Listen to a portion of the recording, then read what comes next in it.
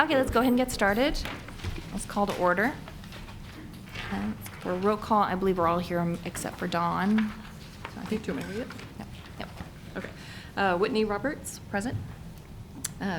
Baker. Here. Baker. Cheryl Patterson, Here. Don Glover, Trudy Bandy, Here. and Dan Scheidel. Here. We've got a So quorum. we do have. Perfect. Okay, moving on to 2.1, consider approval of minutes on the regular CDBG Funding Commission meeting for January 15th, 2026. Need a motion? So Move to moved. approve. Second. Motion and second. Pick one. All in favor say aye. Aye. All opposed?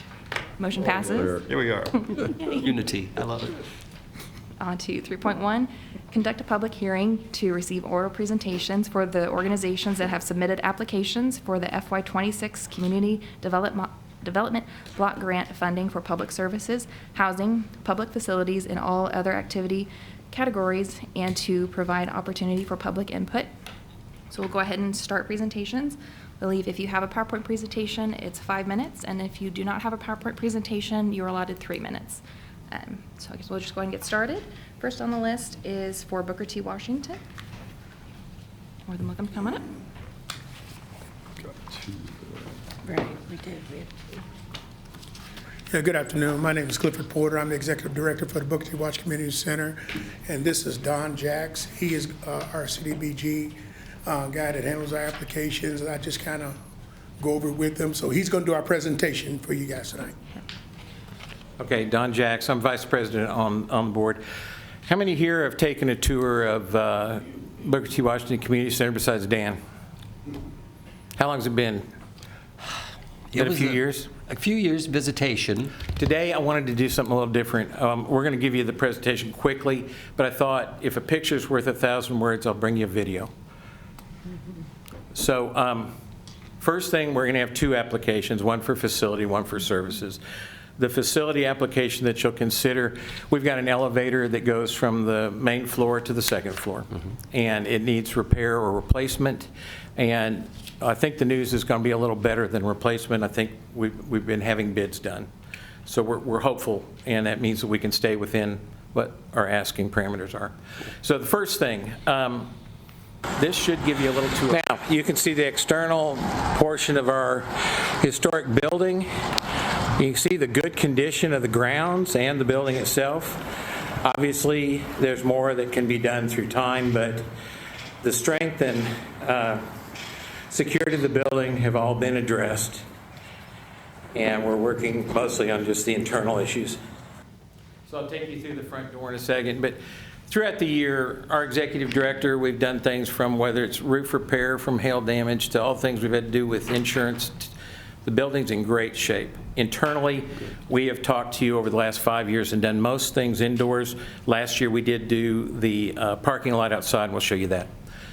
So this is walking through the front doors, what you see coming into the building. Okay, you're seeing the entrance to Booker T as you come in the 1st floor. And we'll take you here to the kitchen. And we'll introduce you to our Executive Director, Clifford, and our President, Lenita Norwood. Hello, City Council. Hello, City Council. Say hello to the City Council people. Hello. So now you can see how I can get under Clifford's nerves. Yes. That gets you in the front door. You can see the new carpeting that we put in, part of what's been approved before. The point here is these stairwells are from 1922.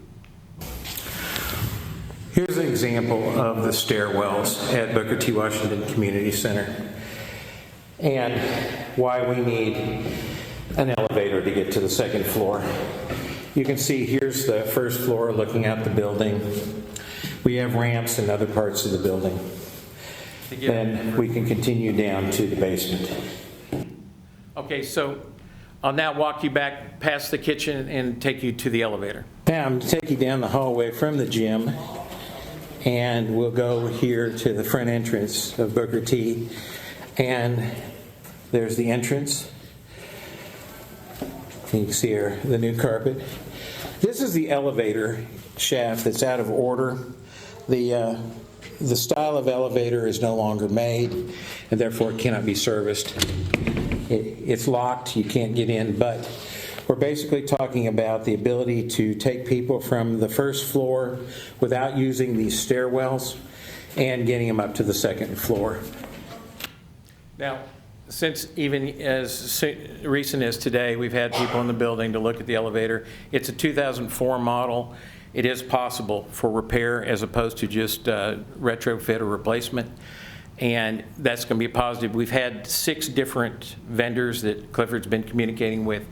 And as part of that process, Lauren, you've given us till the 25th to complete some additional bids.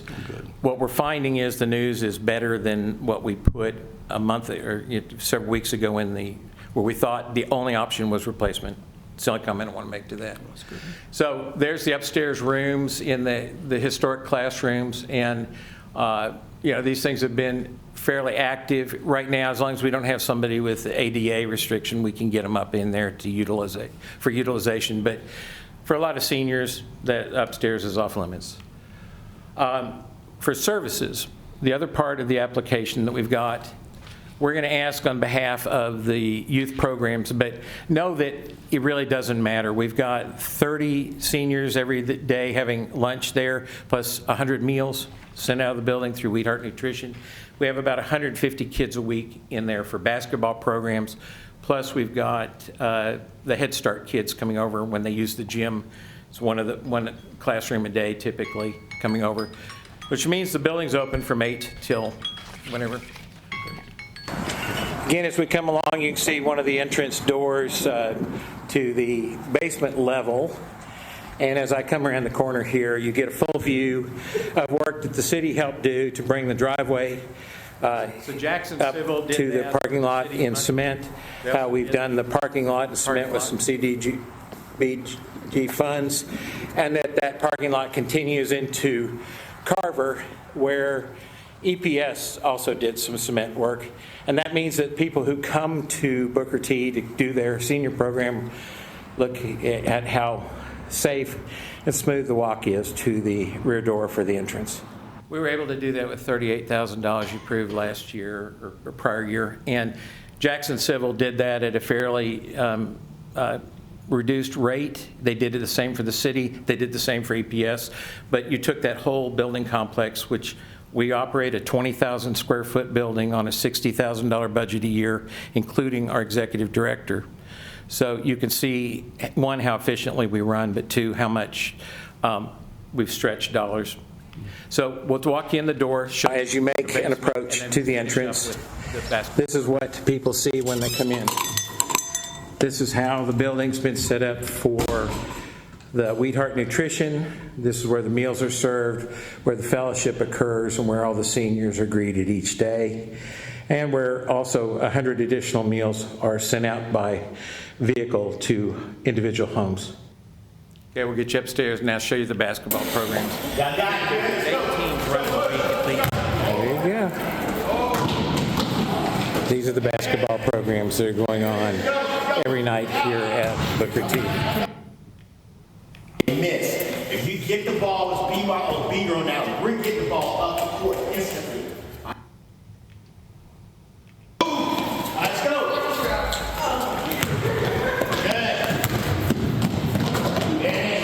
Stand up. Good. We're not making nobody. Let's go. There's no making, girls. Okay, and to finish our 5 minutes, with regard to the basketball programs, several of the girls last year went to national, let you address this, but we're getting scholarship offers in college for a lot of these kids. Yeah, a lot of these kids, Booker T continues to give them great opportunities in the future. There were 4 of those teams that made it to nationals. One went to Nashville, one went to Vegas, and another went to Oklahoma City, and then I believe Arkansas. And one of them won the whole thing. But the peak to the story is there were about in Keith's group, there were 4 girls that received full scholarships to play basketball. that played out of his program, and they operate right there in that center. So the center continues to do a little magic for our young people and our old people, as you can see as well. So I'm hoping and praying when my time is done that building, we're getting it renovated, that it can become something to continue to work in that community to give people pleasure. Yes. I have questions. Yes. Go ahead. Okay, I have questions. Sure. In regards to the stairwells, are they in disrepair? Or just No, old? no. Okay, so they're still usable? Yes. Also, what's on the second floor that you need that elevator Well, for? when we had our after-school program before COVID, we had to abide by the ADA laws. Okay. So we did have some autistic kids and one wheelchair that was attending our program. They weren't able to get to that particular floor, and our teachers were spread out thin. Now, you probably could have served them on the main floor and put some children down there, but that we had to come in compliance with that. But we had, at one time, before CDBG cut us, we had 4 classrooms operating with 4 different tutors. But as we got cut, we had to cut staff and do it that way. But that was the reason why we needed that elevator. And the senior program are all right now on that They're on first the floor? bottom floor, Okay. and it has handicap accessibility to all those doors. And then on your application, you mentioned that you have existing funds and donations. Where do you receive your other donations from? So I do that on the numbers. Yeah. We've had, typically, we'll bring in about $7,800 a year through rent, and part of that is the basement. That's offset typically by the amount of electricity and things we're providing, but it's still an income source. We'll have, randomly, we might have as much as $10,000 donated, or 200 or 300. It will range between years, so assume $5,000 a year of just straight donations. And that's without us running, we don't run capital campaigns or anything, or any fundraising campaigns right now. You figure the entire budget, if aside from any CDBG considerations, is $60,000. It's 20 of it for the executive, about 40 to run the building. 15 of that is insurance. I mean, just to be a building takes a certain minimum level. We are at minimum level, and yet we're providing a very sound building in condition. We've got all 3 floors with HVAC, which we hadn't always had. And we've gotten into the historic preservation done last year, I think, also. The kids, the basketball teams, they all do fundraisers and they split that with Booker T for the service of using the building. So they go out and they do them all year round. So we do pretty good in that area. Okay, thank you very much. One question. Is that it? So I just had a quick question, Clifford. If there was only partial funding, what's your plan B? Well, I've always lived on these morals. Since I was a kid, we didn't have nobody giving us nothing in that building. And they can contest to this. We would go in that building during the daylight because that's the only way we were able to see, to recreate. We're going to still continue to try to operate and do what we need to do despite being cut. We've been getting cut every year somewhere, and we've still been able to manage to make it somehow. So I put it all to prayer and move on. Okay. I think part of that answer, though, is if we're not having to fully replace the elevator, and the budget range I gave you was between $50,000 and $75,000, and it may now be between $35,000 and $50,000, because it's Okay. not requiring a replacement. And Okay. the prior elevator companies we had to come in, some of them just didn't want to do the work, and they tell you it's not serviceable. We have found that not to be true, and that's a great positive, and that's why Right. we will always try to get the most out of the dollar. And you'll have a more firm number? Yes. Okay, Yes. Cool. good. How many bids do you have? What's that? How many bids do you have? We've gone to 6 different people. So, yes, I went 3 have no bids. 6 different people, talked to 6 different people.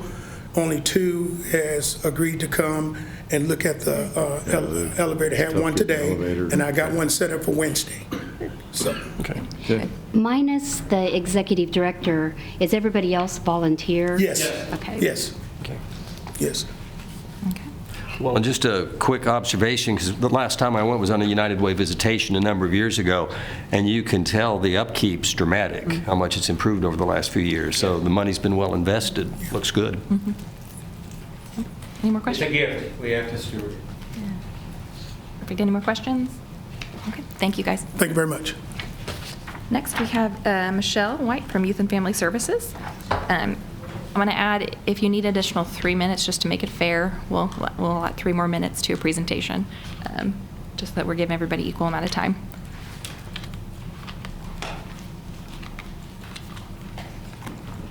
Hello, I'm Hannah Fryer. I'm the Executive Director for Youth and Family Services. Michelle is with us. She's just declined to do the presentation. So I have a quick question. Do we have 5 minutes for each presentation or 5 minutes total?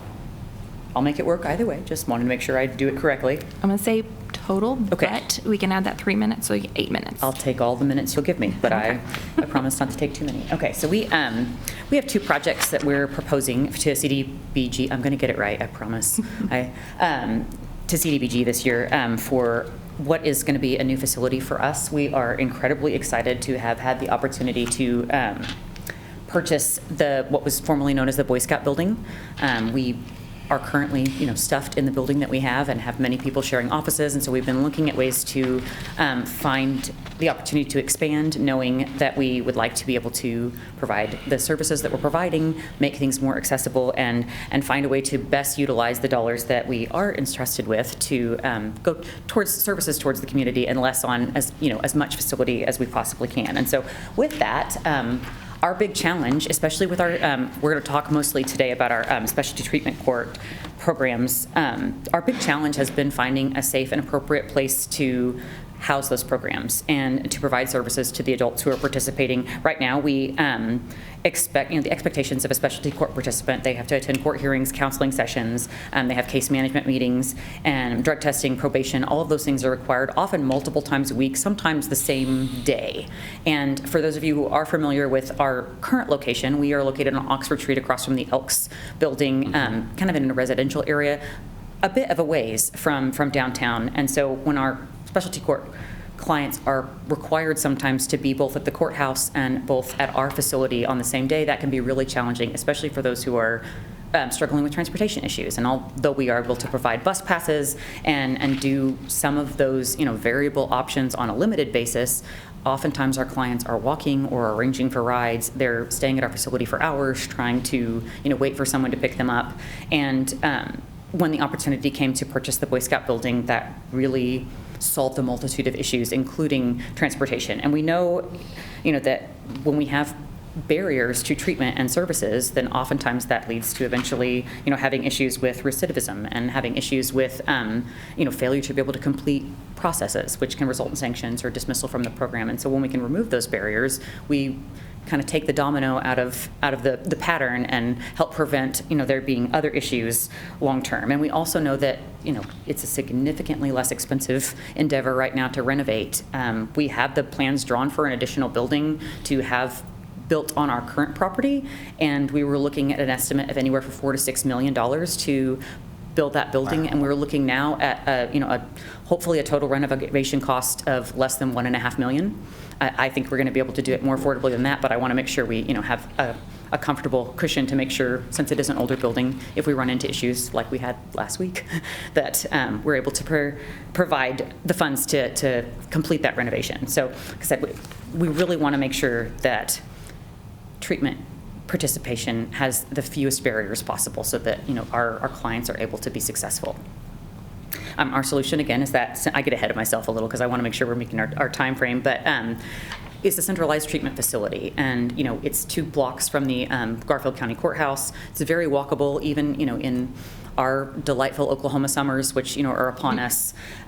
There will be opportunities for space for both counseling and other group treatment opportunities, all of the same services that they would receive at our current facility, or in combination with some of the other staff that we partner with the Garfield and Grant County treatment courts. All of that would be able to be housed in this new facility with about approximately 5,000 square foot of program space. This project is going to serve mostly our specialty treatment court participants, so that would be our felony drug court, our misdemeanor drug court, our mental health court, and our newest treatment court, which is family treatment court. Our estimated participants typically is about 100 to 120 people, unduplicated individuals at any given time.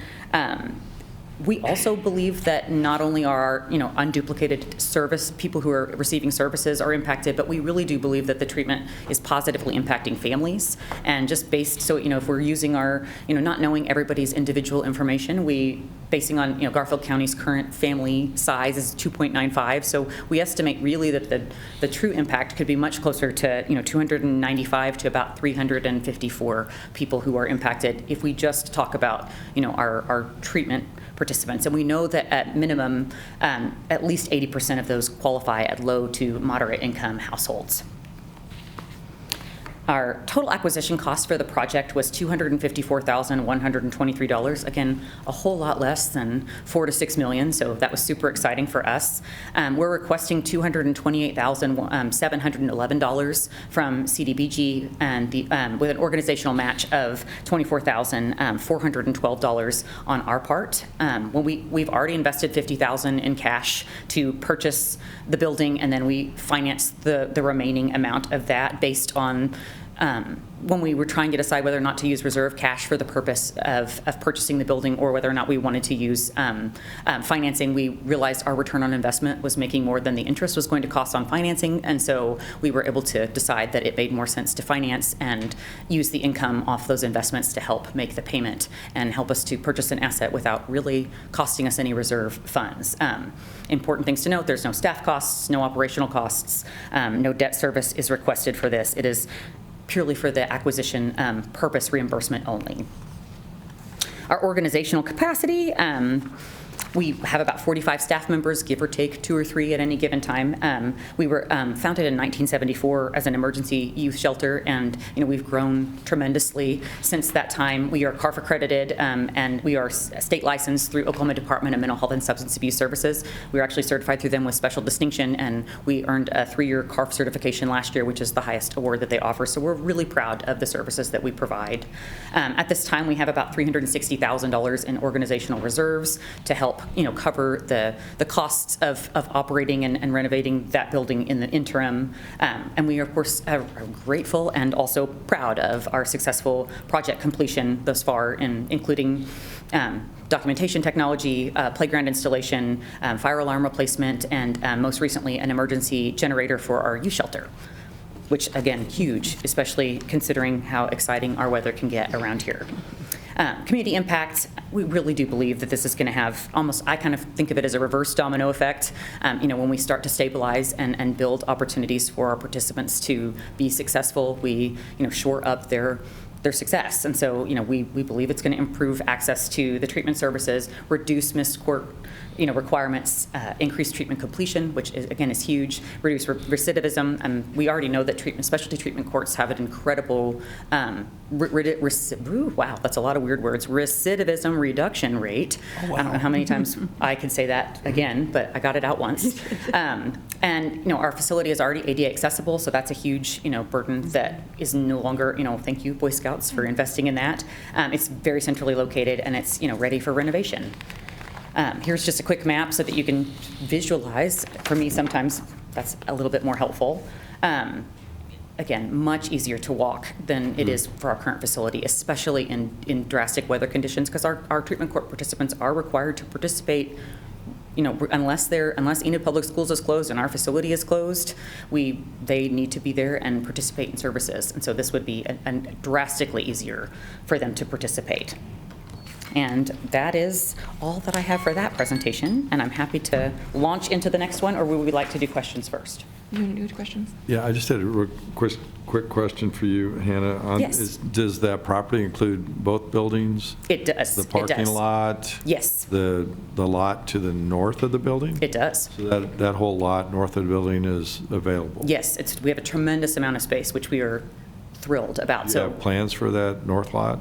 At the moment, no. Our focus is to really phase into getting the renovation done on the two-story building, the one that most people think of when lots of people don't notice the secondary building. But our plan is to start with that first building, and if we can develop the funds to renovate the second building at the same time, that is wonderful. But that'd be our second phase, and then the third phase would be anything that we could use that lot for. In the meantime, we hope to just kind of have it be a safe outdoor space. Our goal is just to ensure that it doesn't create any additional hazards and that we preserve that space for use in the future. Okay, thanks. Absolutely. What will you be doing with the space at the current Youth and Family Services once everything's moved over? So we are going to, some people will no longer have to share offices, which they are very excited about. And and really that's most of what's happening. I have a whole side of the building of people that are sharing space because I don't have anywhere else to put them. I have turned closets and other unconventional spaces into offices, and our hope is to convert those things back into storage and be able to allow people to have their own office space to meet with their clients, not on a crazy schedule that they're having to organize, and then hopefully to utilize a bit of space to grow. We're considering that with our renovation and additionally with our existing space to just have some blank office space so that when we inevitably grow to meet the needs of our community, we're able to accommodate that without any additional investment. So you will be hiring or could be hiring more?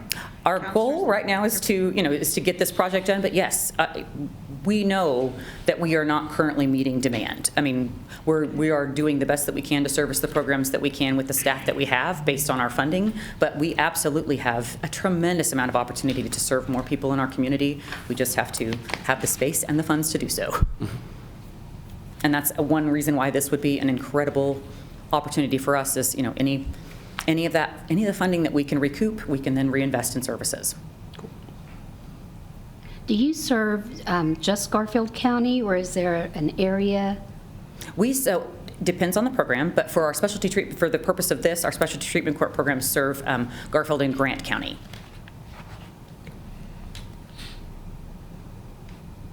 Any more questions on that part?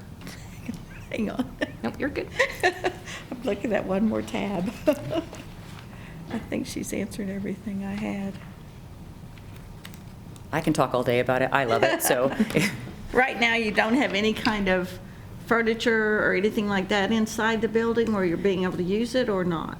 Very minimal. We were able to purchase what the Boy Scouts did not need. Okay. And so we have some things like shelving and a few file cabinets and some desks, not remotely enough to accommodate the needs of all of the staff that we would need, and then additionally, the treatment rooms, things along those lines. We don't have any of those furnishings. So nothing would transfer from your building on Oxford? No. Okay. All right. The people are literally sharing desks. Okay, So okay, good, thank you. we'll keep those for those, and we're grateful for used furniture at this point. Okay. That's a great segue into this next portion. Yes, thank you. I have no bearing on that, but I am grateful always to have a good segue. So speaking of that, for the same facility, we are seeking assistance for facility furnishings to make this building, accessible and usable to our clients. The big challenge for us is, we've got the facility acquired. We're trying to sort out getting funding together to renovate, but furnishing it is a big cost that oftentimes gets overlooked in renovation planning and preparing, and we really don't want to do that. We want to be prepared and ready to go as quickly as possible so that we can continue to provide those services at the same level and quality that our clients and our community have come to expect from us, but also at a much more reasonable distance for our clients to participate. And so furnishings that we would need would help us provide individual counseling, group therapy services, administrative coordinated things, and then secure record storage, which is incredibly important when you're working in any kind of healthcare. And so we need to be HIPAA compliant with all of our record storage. Our solution is to purchase the things that we need to do so. So this funding would go to purchase lots of desks and seating areas that are designed to provide group therapy and group counseling options, reception and waiting room area that is safe and appropriate for those who are in the beginning of treatment, conference room furniture, and locking file cabinets and very secure storage. And we're not including any construction or rehab costs in this particular project. We're, again, serving the same group of individuals, 100 to 120 unduplicated individuals with our, relative estimate of about, 300 to 350 total people impacted just by participating in the services. And again, a minimum of 80% of those qualify for low to moderate income for their household. The total project cost is $119,175, and our CDBG request is $104,175 with an agency match of $15,000. We are only using these funds to purchase furniture. That would be the sole purpose of this funding. And our organizational capacity, again, stays about the same. Just a few additional details, since I figured you'd have to see me twice, you should get some new information. Last year, we provided 3,551 nights of shelter to individuals that participated in our residential services programs, and then over 12,600 hours of counseling. And we expect that to continue to increase. Our only limit is funding and staff. We know that that's our mental health services, especially for those who do not have access to those through private pay, is a significant difficulty in our community. And so the more opportunity we have to provide that, we know that there's just kind of an unending need. Again, we've got over $360,000 in reserves to help us purchase that and then wait for reimbursement. The location, again, downtown Enid, within walking distance. It really does improve coordination with judges and probation. Our designs, which I'll show you in just a moment, include lots of meeting space so that those community partners are able to come to us and enjoy and participate in our facility, and have some of those really important coordination meetings right there on site. And again, removes those transportation barriers. It's a historic building, which I love that we are able to, take a building that has been such an incredible part of our community and keep it in service to our community. We're incredibly excited. I just like old buildings anyway, so we love the way that, we're able to preserve that and really keep it as a community asset. It's about 5,000 square feet for the first building, so I'm not including the second building in this. Right now, we're just focusing on that first phase. Currently meets ADA compliance standard. There's a wheelchair accessible ramp, and so we're developing a plan to make sure that there's secure and easy access to use that ramp. We have ADA compliant restrooms on the first floor, and so we're making sure that there are session rooms and counseling offices, things along those lines, available on the first floor so that nobody has any accessibility issues, and that there's always safe and accessible entry points because of just the nature of the work that we're doing. And a big part of, that sometimes others don't have the opportunity to think about if you don't work in mental or behavioral health care is choosing trauma-informed furniture and things that are safe and appropriate for those who are in recovery or those who are, beginning that stage of mental health treatment. So all of the furniture is designed to be almost another tool in their therapeutic goals. Our project timeline, assuming funding is available in September of 2026, we would be working with vendors in December and through February of 2027 to purchase, and with the expectation of delivery approximately April of 2027, and our closeout of the project in May of 2027. And then this is just these are initial plans. These are not finalized. There have already been a few changes to add some storage and things, but this is our grand floor plan, so that we're able to keep the existing walls and structure with very little changes to what currently exists. So if you'll notice the grayer walls, those are new walls. All of the ones that are white are existing. And so we're able to very minimally change the current and existing layout and then add all of the additional structure that we need, which is, again, greatly reducing our renovation costs. And then here is an idea of the second floor, mostly for staff. There would be no access upstairs unless they were escorted by a staff person. It would be, again, badge entry access, things along those lines to keep that area safe, protected, and that would be where a lot of our on-site file storage would be, so that it is not accessible to anyone and that it's, HIPAA compliant. And that is all that unless anyone just wants to talk to me forever, I'm always happy to do it. But that's I think I've more than used my time. I do have one question. Go. Have you done all your vendors? Have you checked all the prices with your vendors? And I would think with that therapeutic furnishings, you would have to have like a specialty place that you would purchase this? Is that? Not necessarily. Okay. Thankfully, most office furniture vendors tend to work with medical facilities in some capacity, and so we were able. Right now we've worked with 3 vendors to obtain quotes, 1 local and 2 online vendors, and And so, yes, we're not finding that that's been any kind of a barrier to accessibility, which is very nice. It makes things much more affordable when you have more than one option to purchase that specific type of furniture. I'm good. Any questions?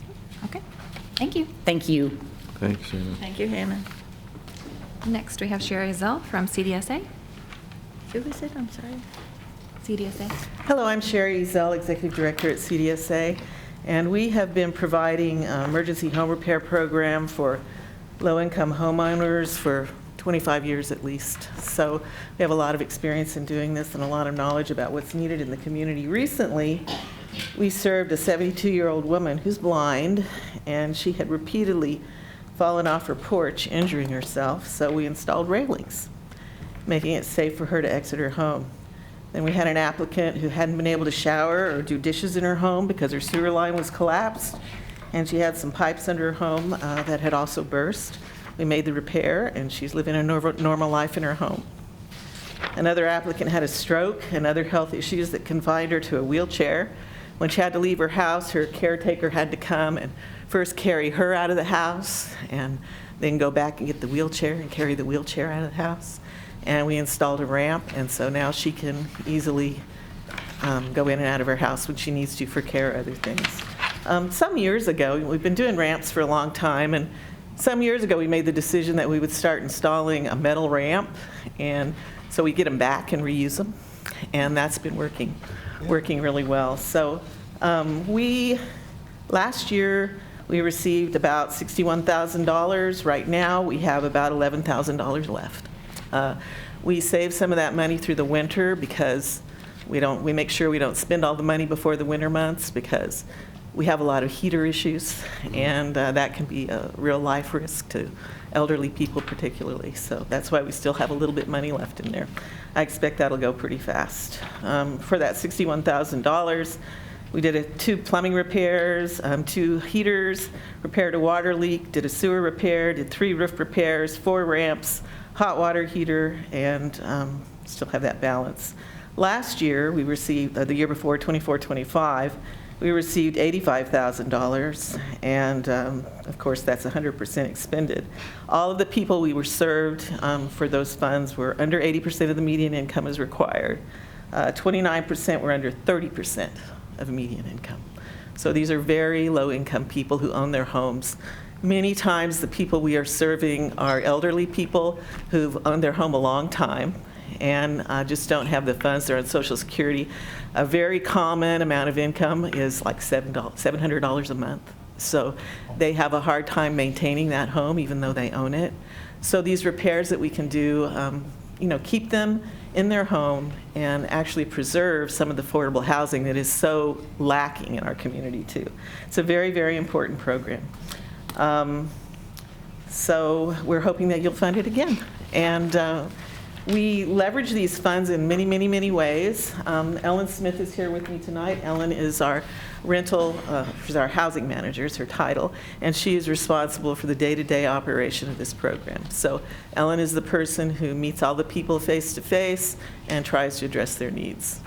Obviously, with this amount of funding, we are unable to address everyone's needs. In the past, the funding levels have been higher, and we were doing things like working with the City of Enid to target neighborhoods to do roof repairs. When we have this level of funding, we can't do roof repairs because that means we're not going to be able to fix somebody's heater in the winter.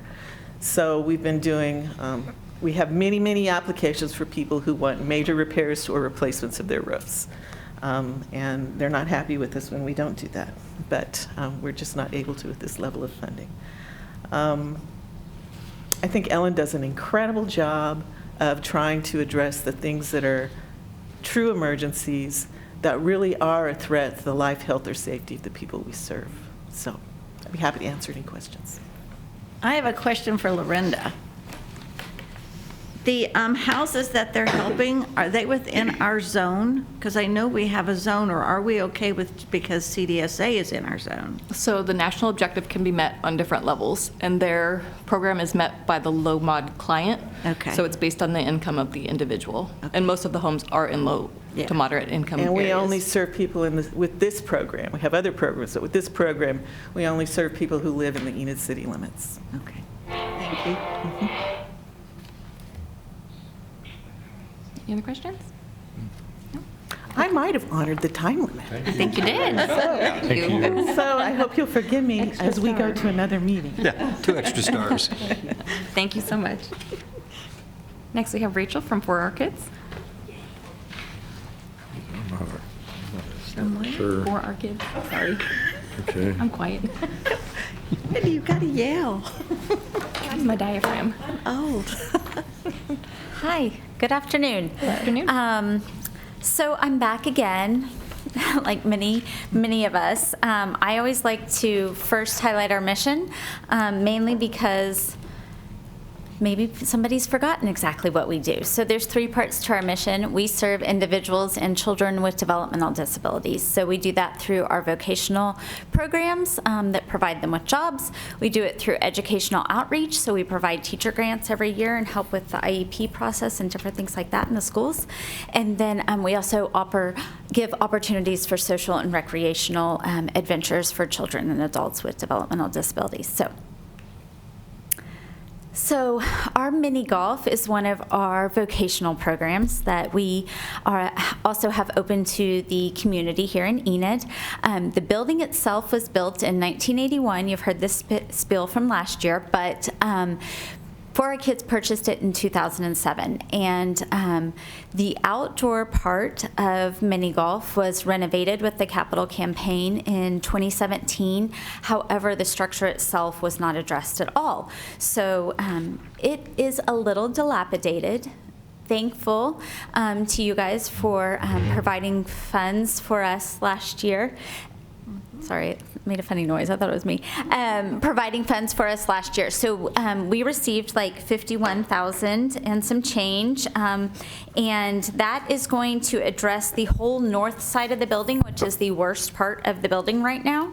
However, we still have some more problems with the exterior around the rest of the building. So mainly just weather deterioration, which is causing some problems with rot and siding dilapidation, and here's a few pictures. So these are only pictures of the rest of the building. The north side is already being addressed, which again was the worst part of the building. But this is the remainder of the building. So we are having some water intrusion when the storms and our Oklahoma weather happen.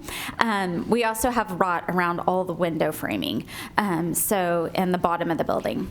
And then the last part of the building that needs to be addressed is the support beam and the dip in the roof that is happening because, again, of weather problems that's going on. So those are some pictures of what is not going to be able to be addressed with last year's funding. And so being able to support, I did want to give you guys some numbers. So we were requesting $80,000. For Our Kids is matching that with almost $12,000. With what we have put aside, we were able to go back to the same vendors that we received quotes from last year and get new quotes from this year. And the vendor that actually won the bid last year has kindly decided not to increase his bid from the original bid. So even though the materials and supplies and everything have increased, he has kept his bid the same, but still be able to do all the work that's needed on the outside of the building. So I did want to notate that because that was really kind of him. So the original bid was $142,000, and we're asking for $80,000 to finish the exterior of the building. It will address the roof problems, the siding problems, the windows being replaced, and problems with that, and the water coming into the building. So we do service about 65 individuals with vocational employment daily, and but this building is also open to the public. So, we service the whole Enid community at mini golf, and come and mini golf with us. We'd love to see you. Questions that you might have? Well, I didn't get all the numbers written down. Okay. You're requesting 80,000, and for our kids is Matching, it's almost 12,000 that we'll match with. Okay, and then the bid on the roof? So the whole entire bid is 142 originally. It's Roland's Remodeling that was awarded the bid last year, and he is keeping that original bid the same. So between the 80 and the 12, we'll have enough to complete the whole project, the whole exterior of the building. Okay.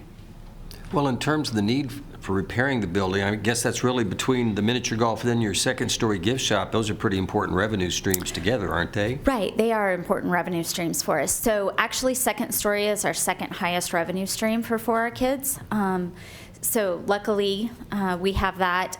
Mini golf is high, but it's more of a seasonal program. It's obviously attended higher whenever the weather's nice outside. But we also operate, we have another room in that building that used to supply different things with our laser engraving and things like that, but now that's moved into For Our Designs with the help of you guys. And so that room is now utilized for meetings, but also utilized to do our Cams and Reins project with PT coupling. So the building is used daily for all different vocational programs, not just mini golf, but that's what everybody knows the building name as. Have you already spent all your other CDBG money? We haven't spent it yet. He's supposed to start in May on the full project. So we will use as much of it as we can to get as much done on the north side of the building, as it's the worst, especially through this winter has gotten even worse. So, yes. And for somebody to kind of hold the line on their bid from the previous year, considering cost, that's pretty remarkable. That was really kind, yes.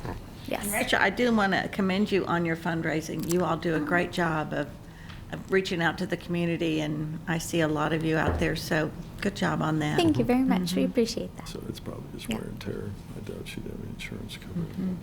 Yeah. You could ask. Any other questions? I wonder about that, too. I was just going to ask about, for insurance purposes, I didn't know if any portion of that would be covered. I know rot is usually not an approved. External wear and tear over the years is not covered on our insurance plan. When we had a pipe burst inside the building, that was covered, and that's when we were able to, we redid some of the interior of the second story gift shop with that insurance claim. However, what we're asking for with this is not covered under insurance unless we have like some major windstorm that knocks the building over. So, Heavenly days. so, yep. Okay. Anything else? I'm good. No? Okay. Thank you so much. Thank you very much. Next, Rodney Flower with Hope Outreach. Thank you. You're welcome. Yeah, it's just one. You're kind of encroaching in my area, Dan. Sorry. Let's scooch stuff over this way, Katie, too. Try to be neater. Good afternoon, council, committee members. My name is Rodney Fowler. I'm with Hope Outreach Ministries. I'm the director for transitional housing. I oversee our transitional housing ministry, which helps men coming out of emergency shelters, treatment facilities, behavioral health facilities, incarceration. Currently, we have 5 guys that are in the Garfield County court system with the Youth and Family Services. I had one graduate last week, was really, really nice. When the men come into our home, not only do we help them with the affordable housing, but we help them with their food, clothing, their basic physiological needs, help them attain employment, and then mentor them all the way to independent living. The average stay at the homes is 6 months to a year. The longer that they stay, it increases their odds of success. And so we like them to stay for a little while. We had acquired these we had the 216 Oak since 2015.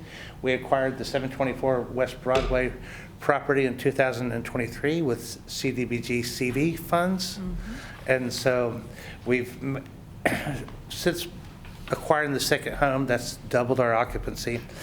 We have occupancy availability for 18 participants. We currently have 14. We have 4 accepted, and we work with the facilities closely to where we have sustained occupancy over the next year. So what we do is we do ministry within those facilities, and before they get out, we make preparations and plans for when they exit their treatment or incarceration. Last year with the 2026 funding, we didn't receive our funds until December, but just last week we finished our renovation project of our bathroom, and so it's complete. So we've utilized all of our funds. Turned out really nice, so happy about that. We have a reasonable ask this year for $3,228.24. What we're needing to do is at our Oak House, the one that we've had for 10 years. It's located on an alley. It's right north of the Salvation Army. It's located on the alley. And so on the alley, there's a lot of homeless transient population that travel that corridor right there. And so a lot of times we have, I'm just going to call them uninvited guests at our home. And with the population that we work with, sometimes the people that will be staying at our homes are chronic homeless from the streets. And so last year, we had a couple incidences where people that shouldn't have been staying at the house were staying at the house. And once we had identified that, well, then we, of course, took the appropriate action. But the next thing is, as we worked through it, we found out that they were staying in the shed. And so then we ended up having some theft. And so really we're needing to upgrade our security system there. And really, it's actually for the safety of the participants, it's for the security of the property. There's another patron, well, that backs up to the American Heating and Air and the Frisco Bar, which isn't necessarily convenient for what we do. But we're needing some cameras there because occasionally we have someone back into our fence, and we had that just recently. And so we're just needing to upgrade the security so it can be monitored while we're off site, when we're away from the home at night, and that way we can monitor who's coming in the home and who's not. And that's really basically what we're needing. We just need a little upgrade in our security. I might have done that in 3. Okay. And Rodney, quick question. I know you've shared this with me in the past. With the program, I know when you look at the overall recidivist rate of people, coming out of prison, and you guys have dealt a pretty good batting average in terms of turning lives around, haven't you? We have an 85% success rate, which and that has a lot to do with the assessment of people coming in. But also, I would pinpoint part of our success is to helping them attain physiological needs, their food, clothing, shelter, helping them attain employment. On Tuesday nights, we have a life skill development class, and that life skill development class teaches them how to budget, set goals, overcome barriers. Really, I think that if we can help them to independent living, that increases their odds of long-term success. Once they've established that and have got to that point in their life, that it helps them to make choices to not, to not hinder that. I mean, once they put in that effort, it's just like, hold on, I'm not going to be making these bad choices anymore. And so it really helps them with their long-term success. With some of the guys that come out, we also, with the level of success, we have, I want to call a high level, not just the numbers of percentage that are successful, which mean moving into independent living, but we have a high level of success. With the life skill development class, they save money. We help them to budget. And so we've had several participants move out and acquire their own home and reestablish for their family. And that's a big part of it is family restoration. You're doing good work. Thank you very much, Frank. Appreciate it, sir. I have a question. Any other questions? Yes, I Yeah. do. The theft that you said you had, did you report that theft to the police department? And if so, were you able to? We did report it, and we We had some theft last week. Okay. And so we do report it, but a lot of times whenever, this isn't stuff that we're going to recap or anything Right. like that. And it says on here that you're going to upgrade your video surveillance, so you already have some in place at this Oak residence? So at the 724 West Broadway, we have video surveillance there. We need to add additional at the Oak House to where they can be both be monitored off-site. So it'll just be at the Oak transition? Yes, ma'am. Okay, thank you. Yeah, no problem. Thank you for that clarification. Anything else? Come on, Dan. I was going to ask you, did they take things out of your storage building, and was that where you have your woodworking shop? That's at a different shop. Okay. They took stuff that was easily pawnable, I presume. Lawn equipment, chainsaws, And I mean, that's kind of part of working with that population. I mean, it's something that you just kind of learn to handle and move forward. But I mean, we just like to be able to, a big part of it is protecting the participants at the property that we have are participating in the program. I mean, we want to help everyone, but at the same time, we need to protect and secure the property because it causes other problems. And just to put your mind at rest, I was at the Frisco recently, but I'm sure I didn't back into anything when I left. Frank, that's why we're needing the camera to make sure. After Frank. Okay. Hey, I will say this about the Frisco, the new proprietor, Hutch. Incrimination. And so we talked with him, and he was very good about helping us recoup our loss, so to speak. Good. They fixed our fence. I mean, and so, I mean, we Yeah, try to Richard's a make good sure guy. we maintain a healthy relationship with everybody that's close to us. And so he did really, I mean, it's just part, See, you probably have insurance coverage, and it probably didn't exceed what your deductible was, I'm guessing. well, we do have insurance coverage. Right. But Are you talking about for the theft or for the Yeah, fence? for the theft. For the theft, yeah. Well, it's. I'm just asking. I figured you do, but, the deductible probably is not going to. The other By the time part you make of the that is claim. insurance is getting expensive. Have them raise the rates. It is hindering our cost of operations, and so the less you claim, I don't know how that, Right, yeah. How beneficial that's going to Yeah. be for you. And so, a lot of times, it's important for us to offer grace where grace is needed. People make mistakes, they make poor choices, and so we try to address it to the best of our ability. Yeah. At the same time, it comes to a decision where, is this worth increasing this person's situation, or stressful situation? You kind of got to have discernment there. So, Thanks, Rodney. all right, thank you. Thank Appreciate you. it. Okay.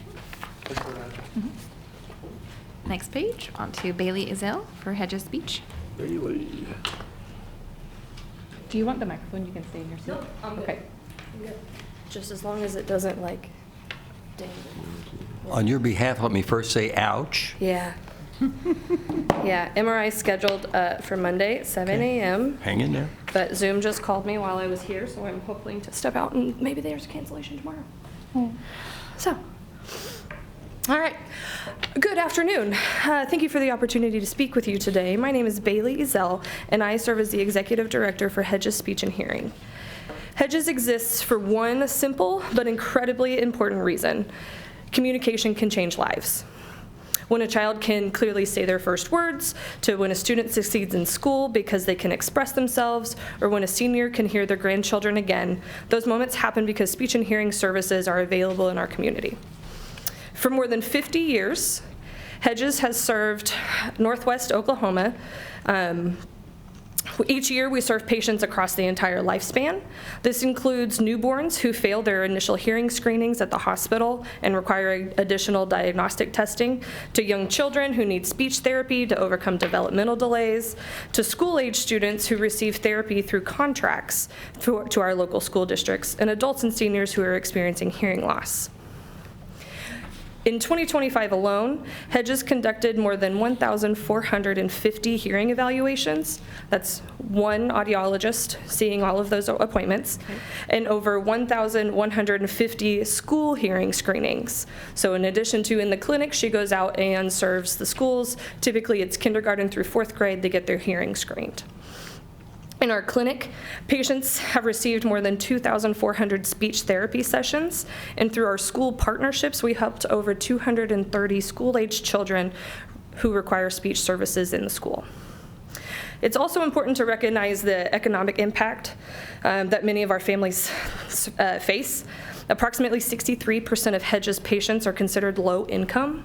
We documented this through insurance collection papers. 63% of them rely on Medicaid, Medicare, Oklahoma Healthcare, or other assistance programs. For many families in our region, access to affordable health, speech, hearing services isn't just helpful, it's essential to their living a productive life. Beyond the numbers, so I just threw a bunch of numbers at you, are real people with real outcomes. Children learn to communicate clearly, are more successful in school, and are more confident socially. Adults who receive hearing treatment can remain productive members of the workforce.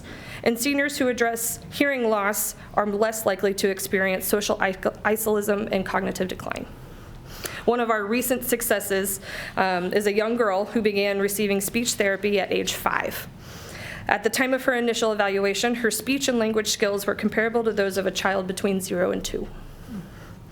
Over the next 4 years, she participated in consistent speech therapy, working step by step towards measurable goals. Throughout therapy, she achieved important milestones, correctly articulating her targeted sounds at 70% accuracy, then 80% accuracy, and eventually 90% accuracy. This past December, she had a reevaluation, and she is now testing and speaking at age-appropriate levels. So she's graduated speech therapy. Hedges also plays a unique role in our regional health care.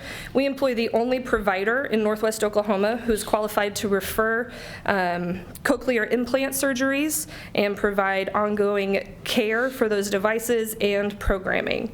In addition, we serve as a primary local provider for veterans who receive care through the United States Department of Veterans Affairs, and individuals are referred to us through the Oklahoma Department of Rehabilitation Services and the Social Security Administration. However, the ability to continue providing these services depends on maintaining a safe and functional facility. Oh, did I go out of order? No. Okay, there we go. Our building was completed in 1969, and it features a really distinctive, kind of cool, mid-century modern design. It's an interesting little gem. While the building has served the community well for more than 5 decades, the roof has reached the end of its functional life. Because of the building's unique architecture and years of delayed maintenance, the roof now requires a full reconstruction. And the quotes that I have gotten, the easiest and most affordable is a spray foam roofing system, which is already up there. It just needs to be scraped off and redone. This project represents a critical facility improvement which will allow Hedges to continue serving the community safely and effectively. The work will include removing the deteriorated roofing material, repairing any damaged substrate to the roofing deck, and installing a new spray foam with a protective sealant designed to last up to 15 years. Replacing the roof is an investment in the future of healthcare services in Northwest Oklahoma. A stable, well-maintained facility allows us to continue to serve thousands of patients each year. By addressing this facility improvement now, Hedges can be better positioned to maintain service capacity and continue supporting healthcare providers, schools, and families in Northwest Oklahoma. On behalf of our board, me, and my thousands of patients that we see every year, we want to thank you for consideration for our project.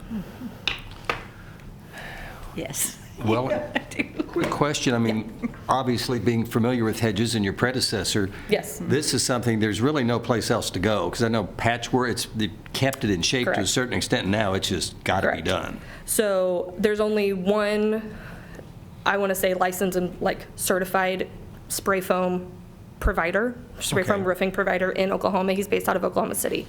When I first got up there and saw that it was a spray foam roofing, I called Corey Bays with Cool Foam, and he said, I don't want to touch this. I do insulation. I do have a guy who does roofs, but he's in Oklahoma City. And so that's who I've gotten in contact with. I do have other quotes, but that's for your more traditional roof style, whereas the spray foam is designed to take hail and wind because it kind of gives a little bit.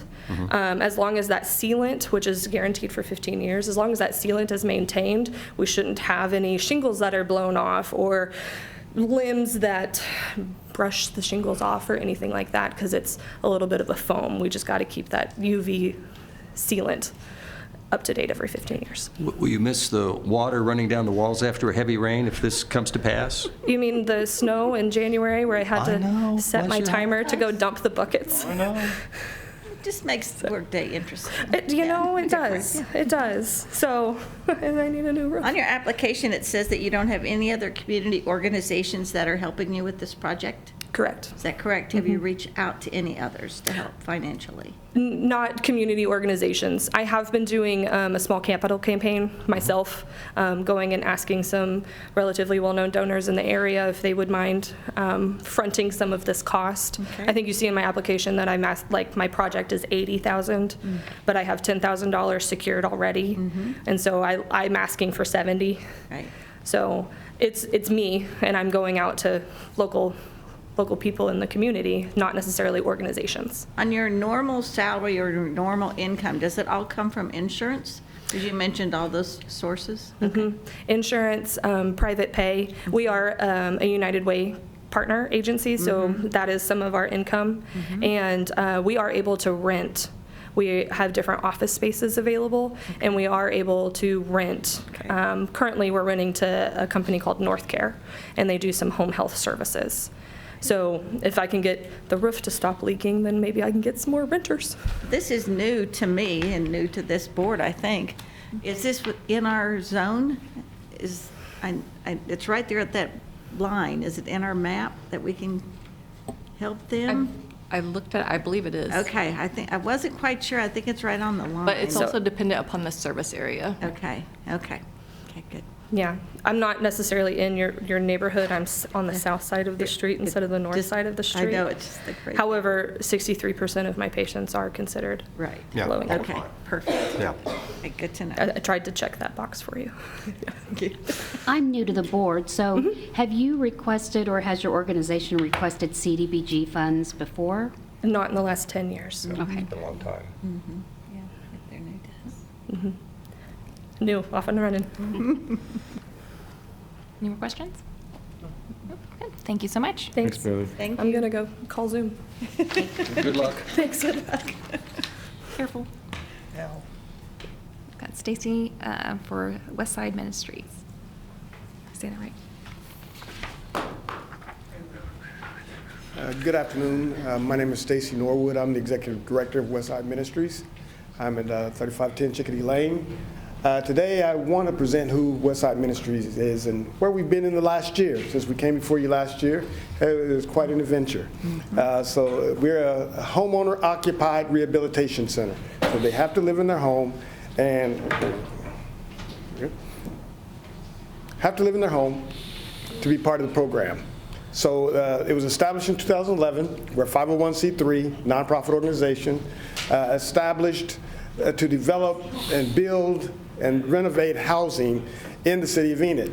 Our founder, who was just here, we kind of tipped out, he started this in the 1990s with CDBG, and he was helping develop CDBG. Then he went away into ministry and started up with Westside Ministries and started doing homes. So what we're looking at now, last year, 2025, was the first time Westside Ministries was part of this program, and we received $61,000, and it wasn't in September, but none of the money was released until December the 15th. So we've had about 2 months to really start getting the program up and running and moving along. Westside Ministries did not get that funding released due to it was with HUD. and HUD wanted to do an investigation back with the city, make sure there was no conflict of interest, so we were just twiddling our thumbs waiting, but not really twiddling. We were working on our website, working on the intake form and intake process. So it gave us a lot of time to do that. We really have formalized that process, so we send everyone to the website, westsideministries.org, and they put in their requests. Once the funding was made available, we were able to complete the testing on the website, get it all working, and it worked wonderful. So we were really surprised. We advertised, I gave you an article that we put in the City of Enid newspaper. That was the only advertising we did. We had about 4 people in there just from community and talking, hey, you own your home? Do you want your home repaired? Got some things? Yeah, sure we do. We did that advertising on February the 4th. It went kaboom. We got 75 new people that input their requests. And many of the requests were multiple requests. There were like 3 and 4 requests, things that needed to be done around their home.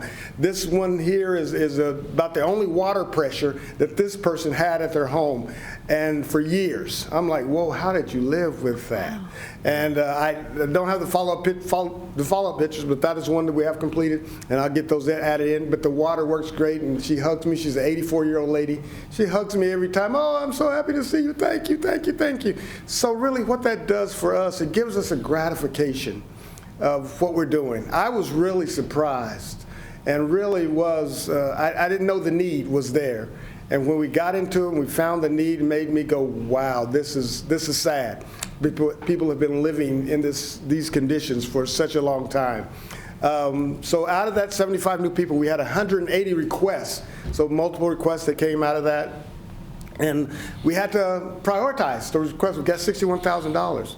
Wasn't going to get there. It wasn't going to get us to 70 people and to the issues that were being there. So we prioritized them by ADA, those that with a disability. The others were the elderly, and some of the mothers with children at home. So we started prioritizing those, and we got it down to probably about 20 or 30, but we looked at the budget, it was like, we're not going to be able to get this done, and some of the work that needed to be done, we said, okay, let's cut it down to about 16, and let's see if we could target that issue right there. So that's where we are right now, is we're working on the prioritized list and just trying to knock those out, knock those down, while we're doing that. This is some of the stuff we did in 2026, as I said about the website development at westsideministries.org, but we developed a contractor pool. We have licensed electricians, licensed plumbers, skilled carpentry and general contractor, roofers, and concrete.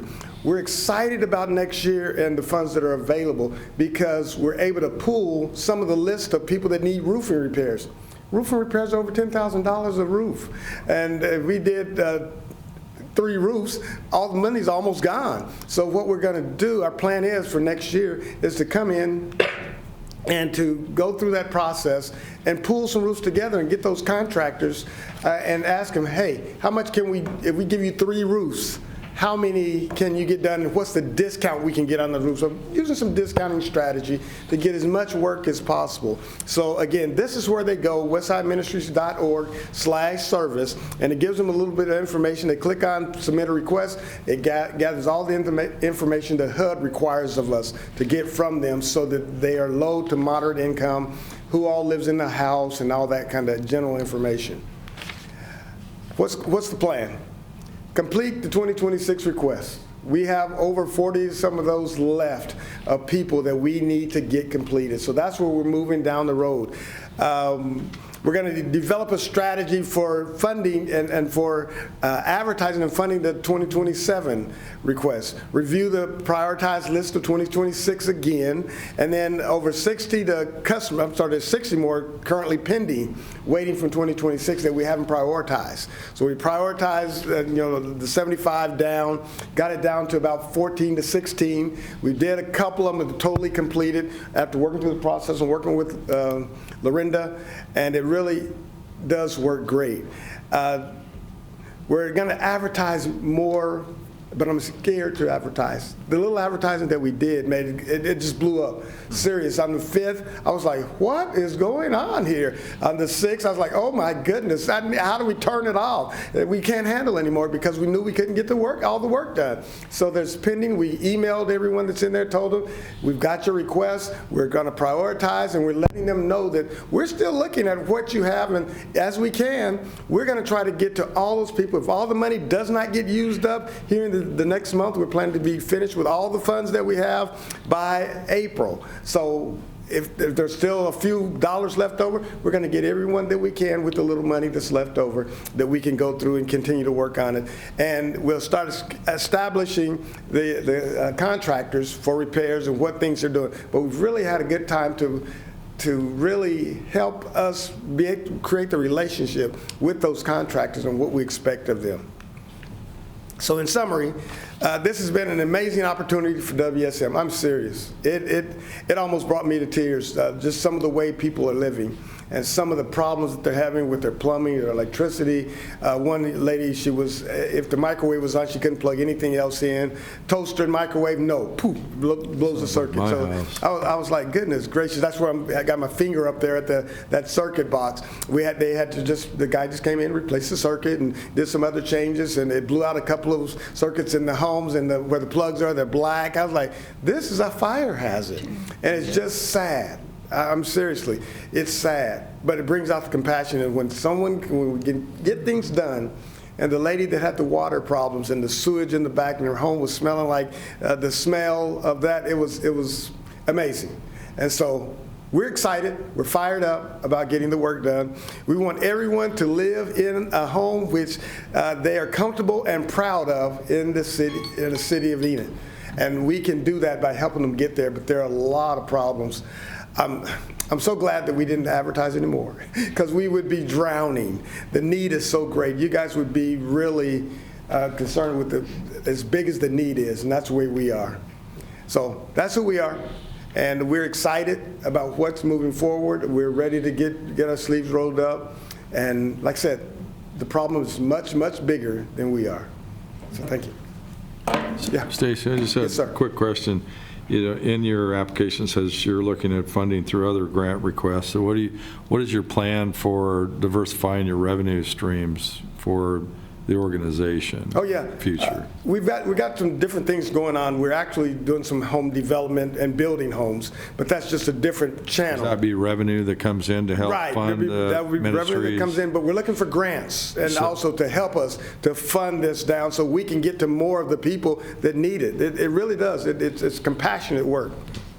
Do any of your contractors give you reduced fees, or oh, yes. they're helping you in They that do, way too? because they're doing some helping with us on some other avenues. We're working with them and saying, how much can you get this done for? We went out to one, they were working on one of the ladies' homes, and the quote that they gave us was like $3,700. They went and looked, but when they got started, it was over $5,300. They're under there. They said, we're going to have to change out all the plumbing. I said, well, if it's more than $5,000, we have to get multiple bidders. I said, I single bidded this to you at $35,000. You gave me $3,500, so I said, let's go. When it came back, it was over $5,500, $5,600. He said, well, what can you pay? I said, $4,999. And he said, that's the cost. So yes, building that relationship with those contractors when they know the rules. For you. Yeah, when they know the rules, they're willing to work with us. But again, they're great people, and the people here in Enid. Again, that's one of the pictures of one of the roofs on the porch that's out there. It's like, oh my! When I walked up, I was like, whoa, what is this? And it goes up to the ceiling, to the roof. And you service every area in Enid, the city of Enid. We had a couple that were a little bit outside of Enid, and they weren't covered. Okay. Well, I know Dan alluded to you pursuing other revenue streams, and now when we went down and met with the Oklahoma Housing Finance Authority, it sounds like there's a lot of potential for what you have here for Westside Ministries. Yes, that's where we're excited about the two folds that we're working on. This is the homeowner rehabilitation, but also getting homes developed in Enid. And it's about homes and building and making people comfortable in the city of Enid and making their homes comfortable. It's the whole city of Enid where we're getting all these calls in from, hey, this is happening and that's happening, and my porch, my roof, my everything. My bedroom doors don't close. I went by a lady's house yesterday, and the front door, you could just see right through the front door, the edges, it's sad.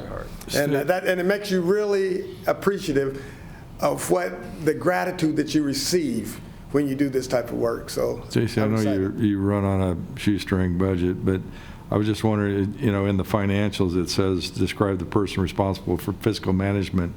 Is that you? That's me. So are you the QuickBooks guy?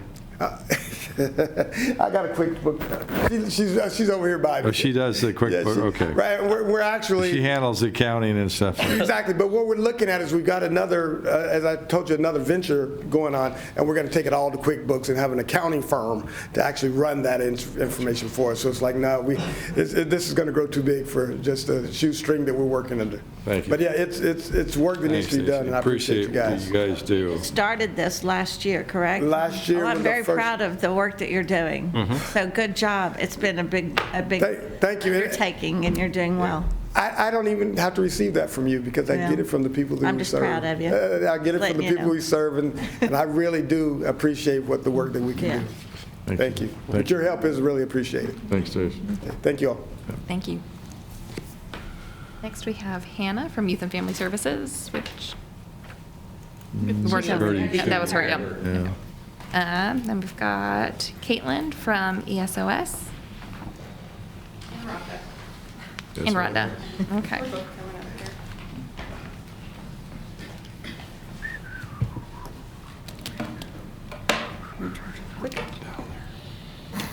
All right, I am Caitlin Colbert, Executive Director of Enid Street Outreach Services.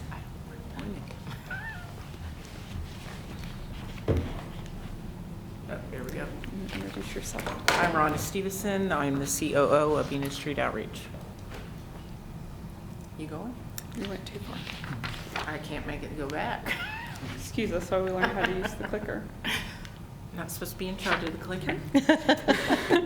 I know most of you have heard about Enid Street Outreach Services and what we do, but just a quick reminder, we kind of just start back from the basics. We have a pretty significant homeless community here in Enid, and really we're doing the basic needs for them, showers and hygiene, food daily. Rhonda helps with resources for them for Social Security cards, birth certificates, things like that. We're also doing, what else?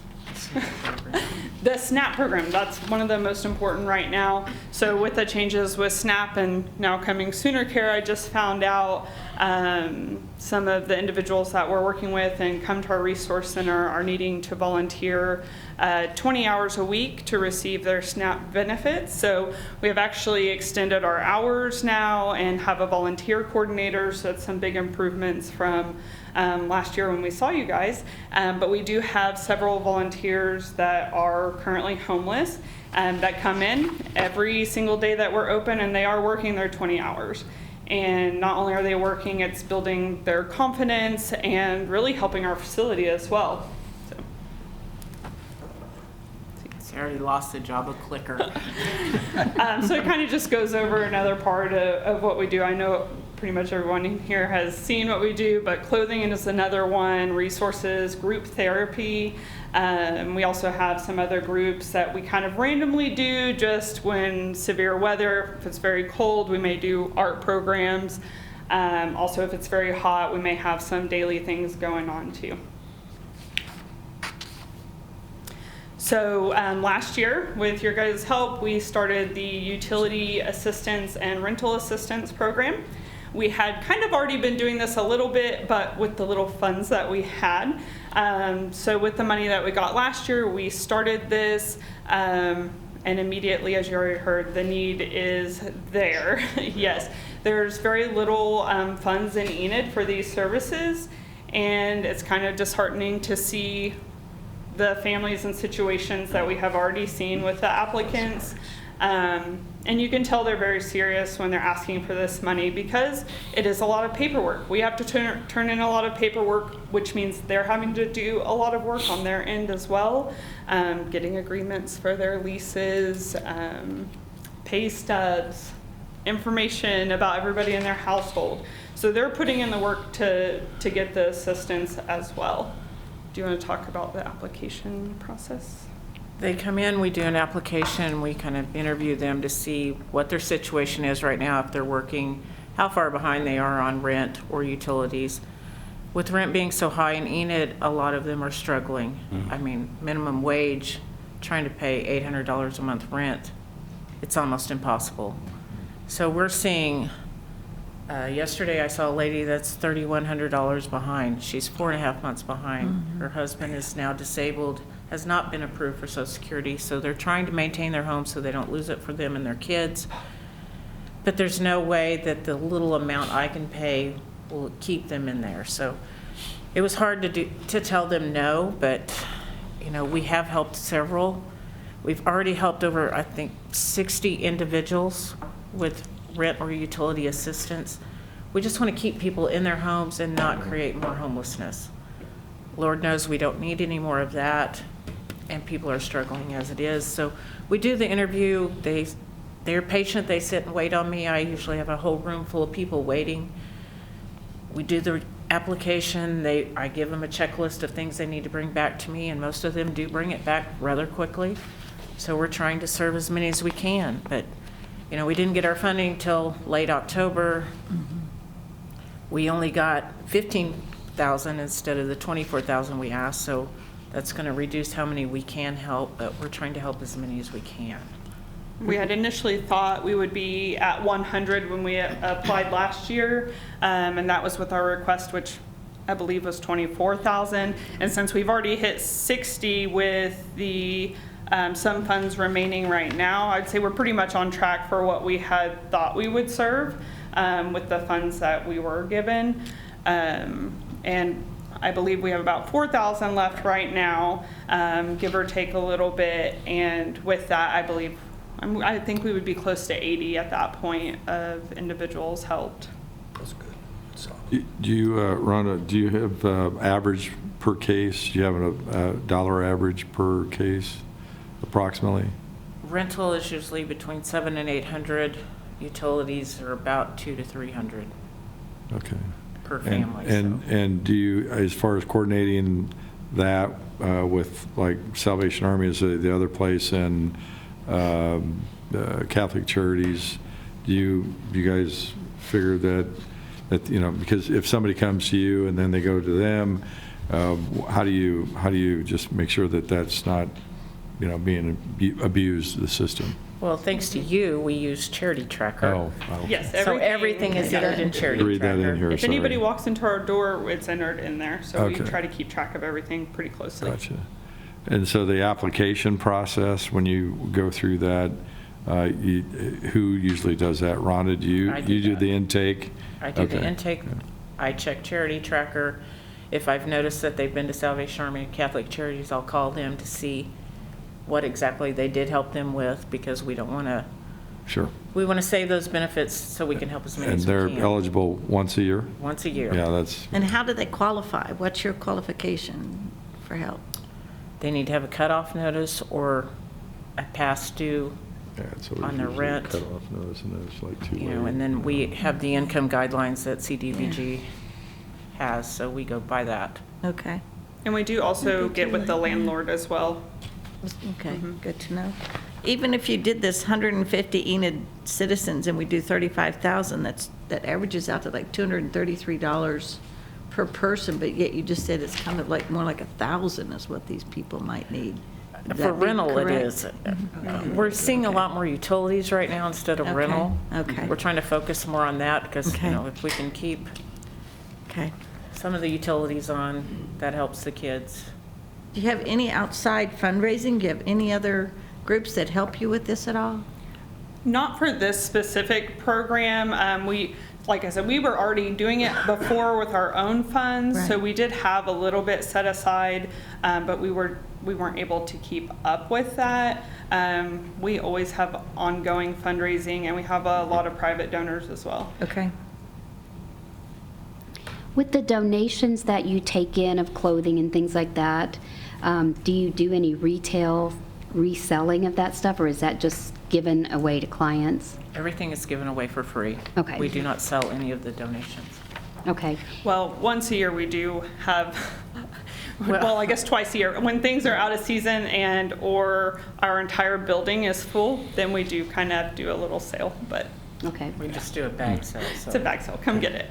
And then my next question is, and I may have to come back because I think I just forgot my question. Oh, I may have missed this on your icons that you had up there. At one time, you were talking about providing skills for people to get employed, employment type training and things like that. Are you still doing that? Well, with the volunteer program for SNAP, they're learning different skills. The guys that we have working, they know how to process all the donations that come in. They know how to go online and look for jobs, because we're trying, once they do like 3 months with us, we're going to send them to Work Ready to get them trained there and try to get them employment. That's good. We do still do a little bit of that, but when we started the program, it was right before Work Ready came to Enid, and so since then we just kind of connect with them and see if we can just get them in contact. And then on our part, we do, Rhonda does some of the things like getting their birth certificate so they can go to work, or their ID. Okay, very good, thank you. Well, and compliments on just in terms of getting the word out on the organization, your marketing, you're very visible, and I think you really raised your profile to the extent where people know who you are and where you are. So I think it's not like you're hidden away and tucked away, so well done on that part. Thank you. Agreed, yeah. Any other questions, Sharks? Good. Thank you. Guys, thank you. All right. Thank you all. Thank you, guys. Thank you. Next, we have Courtney and Cindy from the YWCA. Yeah, Madam Chair. YWCA. It's in a mood, isn't it? Sorry. Henri. Okay, good afternoon. As I think most of you know me, I'm Courtney Dennis, the Executive Director, and this is Cindy Kane, our Finance Director. I want to first tell you thank you for the funding last year. It is actively happening right now at our facility. good. Yay. A. Howard is there laying down our new flooring in Sister's Closet, and we're really excited about it. So thank you, and we appreciate the opportunity for this request. I know most of you are familiar with the YWCA, but I do want to remind you that we serve victims of domestic violence, sexual assault, and stalking, as well as their families. We provide 24-hour crisis intervention that looks like our crisis center, emergency shelter, 24/7 hotline, advocacy services, legal aid services, counseling services, and also have My Sister's Closet, which is an on-site thrift store that provides free items to the community. So all the clients that we serve are designated low to moderate income. They're essentially homeless at the time that they're seeking refuge with us. And we serve Garfield, Grant, Blaine, Major, and Kingfisher counties. We're the only shelter in this area and the only type of victim services agency like this. So we are pivotal to this community, served over 3,800 individuals last year. Wow. We know that domestic violence will affect half of all Oklahomans in their lifetime. We consider ourselves to be homicide prevention in most of our services. We see that domestic violence is happening in our community. It is pervasive, and unfortunately our numbers are reflecting that, and tragically even our recent news in the community. So we are essential, and having a safe haven and an accessible, suitable environment is absolutely necessary. Our request this year is we're requesting funds for to replace the flooring in our conference room. I know a couple of you have been in there, and so this is a high-use, multi-purpose space that serves our survivors, staff, and board members, as well as numerous community groups throughout the year. So that isn't the conference room in the back. It is. It's the one where we have like the United Way meeting. Oh, okay. With the nonprofit So it's partners. a larger. Yeah, the large conference small room. conference Not the small boardroom. No, this is the one. Thought that was the big one. Okay. So just so you kind of understand the community impact of the conference room, this is obviously used regularly for our board of directors to meet, our staff to have trainings, plannings for the agency. We also use it for supportive services for our clients. For example, we've had like an empowerment events and groups and things like that in that space for survivors served by our other programs. It's used by many community organizations. Garfield County Republican Women, AM2 Ambucks meets there, Capital Ministries, United Way, Lifeline services that support the community as well. So I know I'm missing some, but this is a very active, busy room. Do they pay rent when they have this? Do they pay rent to you? Not usually. I don't usually charge community Do you members offer and to groups. the Democratic women? They're welcome. Yeah. The Republican Women's Club has been meeting there longer than I've even been director, so I'm not sure how that's set up. Well, I'm just asking. I'm curious. Equal opportunity. But I will say to answer that, we do, if we have a private rental, like say somebody wants to rent the room on a weekend because it's very cost effective, we will charge that, but I won't charge other community groups. And our rental rate is like $200 for the day. But we bring in very little income through that because I tend to be a pushover a little bit in that way. So I will say also we have monthly collaborative team meetings with the Garfield County Coordinated Community Response Team, which is going to be us, DA's office, law enforcement, et cetera, so that we can better serve the system and those that we're working with. Many of us have individuals that overlap, so we do some staffing, and then also the Elder Abuse Task Force meets there. And we do have an annual victims vigil as well in that space. So very busy all the time. Mm-hmm. So I reached out I had to get with 5 people just to get the 2 estimates that I got. So I have 2 estimates and I got 4 denials. I think I have 3 written denials, and then I had another verbal denial. But so the cost of our new flooring came to $16,895.78. The other estimate was a lot higher. I'm not sure why, because I had them priced apples to apples, so I'm not sure what the difference there was. In the pictures of our flooring, if you'll you can see that there's actually 2 places that looks like there was an earthquake that went through the room. It goes from one side of the room to the other in two areas. And they are going to fix all of that so that it won't look like we have an earthquake. Right. And I think we're afraid of more extensive damage. Are those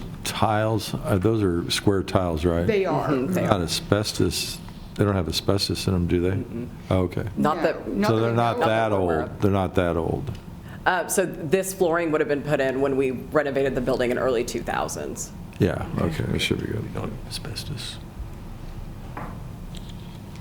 Well, I know you made a presentation to the Rotary Board. It wasn't about this, other services, but I know back around the holidays, it was just kind of a tsunami of need. I mean, and I'm sure that hasn't gone away in terms of the services provided. Very much so. Right.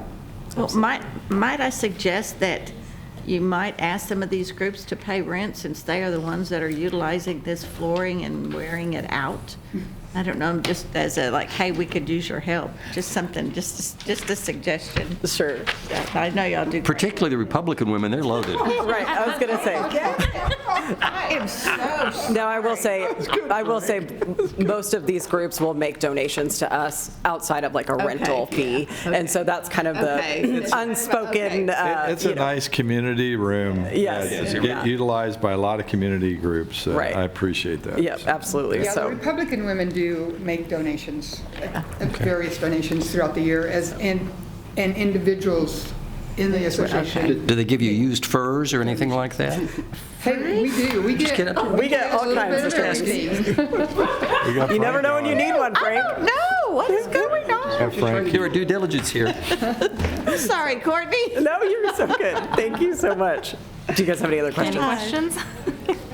Well, I admire you. I've been here for 3 years now, and your applications are always on point. Yeah. So great job. I just hardly ever have any questions for you. Great organization. Very good job. Thank you. Thank you. We appreciate it. Thank you. Okay. Round and home. Marcy Mack, ERDA. Oh, wait, Marcy's up next. You want to watch this, Stacy? Oh, Stacy. Headed for the hills. Well, thank you. Appreciate the opportunity to come and talk on one of the areas that's a little bit different than some of the pieces that have been talked about before.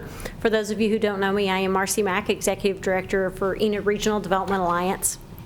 And the piece that we want to focus on is specifically to the economic development conversation and what that looks like. So our area covers the industrial company, industrial revitalization component. We are requesting $50,000, which when we break that down and look at the criteria very specific for that area, these are the targets that we'll look at. We want to make sure that it does retain existing jobs that we have. If there would create new employment opportunities, for example, doing the work for individuals to be able to do that, use local contractors. If we can stabilize the property, so if we have areas that need to be revitalized, potentially they're on the verge of needing a little assistance so that they don't get turned into code, or ways that we can help assist individuals coming in, that's what we want to be able to do. And also just long-term, if it has been, maintenance has been deferred just because of cost, how do we step in and help with this space? Our target would be to do anywhere from 5 to 10 potential businesses, and again, we would fit under the matrix codes for 18A. So ours are a little bit different than some of the other pieces that you've heard from today. Specific, these are the areas that would qualify. So it is fairly wide open for individuals if they fit within the criteria of CDBG guidelines. They will have to meet all those criteria. It's just not open to everybody to come in and get those pieces. As well as, this is how we'd break out the funds. For the total of the $50,000, right now we would look at doing anywhere from $5,000 to $10,000 for a business when they apply. We do want to make sure that they get to participate in the cost of this renovation for their business. I like that. So the total dollar amount altogether would be $60,000. So we would want $10,000 of that to be from the business. One of the other pieces that we have done in the past when we've done CDBG, if their cost is more than what this grant will, we will help them find other financial resources to couple with that, because we usually find bigger demand, which is fine. We want to help close that gap. We do provide all written agreements with them. It is on a reimbursement basis, so the work will need to be done. If they pay for that, then we will reimburse that, or we pay directly to the vendor that completes the work. And then compliance monitoring and reporting, we do ask them to do that for follow-up. It's part of the agreement when we do renovation for their business, and so that we can make sure that they stay in business after we do that as well. So needs that we have, pretty straightforward of various things that can be done. Operational cost, limited capital. This is what we found. In previous years, we did have the opportunity to do micro enterprise grants. We did that for businesses. It was on, if they had equipment, was the specific target. What we found was some of them had a lot of other needs with that. The equipment, they may have that piece, but maybe there's ADA opportunity. Maybe they needed roof repair, different things like that, and it didn't fit into the criteria for which we had written the grant. So this time we want to try and go with the commercial or industrial building component. And this also does align with the city consolidated plan priorities that are outlined. So another avenue that we can help to move that forward. This will be our measurable outcomes that we have for each of the grants. Jobs retained and created, what does that look like? Were they able to stay in business? Could they expand their scope for what they provide? Were they going to close if they did not were they going to have to move a location, something along that line. We will meet the benefit minimum. Private investment is a part of the conversation. They will need to have investment in that, and then completed physical improvements, timeline for that so that we stay within the parameter of getting the money spent when it's awarded, if we are chosen, and then, of course, our full compliance reporting. So we do have experience. Debbie Moore in our office does a fantastic job with the compliance reporting, all of those variables, so we will make sure that we keep that all on track and turn it in all on time. So with that, same pieces of the strategic impact. Happy to answer any questions, concerns that you may have, and we do appreciate any consideration that you would give to our application. Well, having sold advertising forever and dealt with so many small businesses, I bet the list would be immense, the number of folks who could use help, and they're just maybe on the edge or just something to modernize and enhance what they're doing. So I'm sure the applicants will be an easy thing to come up with. And that is an excellent point, Frank. In working with the equipment piece, the cost of the equipment and those particular things and the dollar amount we had, we kind of, some of it was a little bit of a mismatch. Okay. But with this particular piece and being able to help with whether it be facade, corridor, roofing, those particular things, we have a small business opportunity grant that we provide as well through ERDA. We have received more requests this year and actually awarded more this year than we have in any of the time period that I've been at ERDA in the last, wow, how long have I been? Almost 3 years. So, so the need is there. So that's why we wanted to come back to the table and ask for funding specific to the economic development portion of CDBG. When you talk about the facade improvements, would that include or limit parking lot, outdoor lighting, signage? Because that's kind of a facade improvement. What is covered underneath that definition? So all of that would fit. Okay. So the definitions are broad, and again, that's why we kind of chose 18A over the 14, because these are broader. One of the CDBG grants, and I'm not sure of the year, because I'll say it and it'll be wrong, but Lennox Drive-In, to redo their parking lot, because they did not have the resources to do that. It does fit in the zone, and we were able to redo their parking lot, which made a substantial difference, and it still looks fantastic today. But Person who eats the yes. Thank yes, you. I know, right? Yeah. That's what made me think. I mean, it's great food, but that's an example of what we could do. Some of them, if the awnings, what we've ran into as well, we do partner with Main Street on the facade grant. We provide them funding for that with Edward Jones as well. If their canopy is torn or leaking, then all those doors, and when you do get rain, wind at a certain time, you have some difficulty with that. So even the canopies on the front, making sure that they are not torn, bolted correctly to no leakage. So yeah, construction management is not my piece, but I am familiar when you have a little structural opportunity. So yeah, thank you. Any other questions? Oh, great concept. All right. Thank you. Thank you. Thank you. Thank you. Yeah, I've got one person on here, Stanley Dixon. Oh, Funny Public. He may have, never mind. I think that's Scott. I don't have any more I think on that's it. Yeah. Was that Scott, are you going to be speaking for the City of Enid? City? Or? Saw the Salvation Army, didn't we? Scott, no. And then we didn't have anyone from Salvation Army come in. Nope. Okay. So I think that's everybody on the list then. Wow. That was the last item on the agenda. Business? As the business.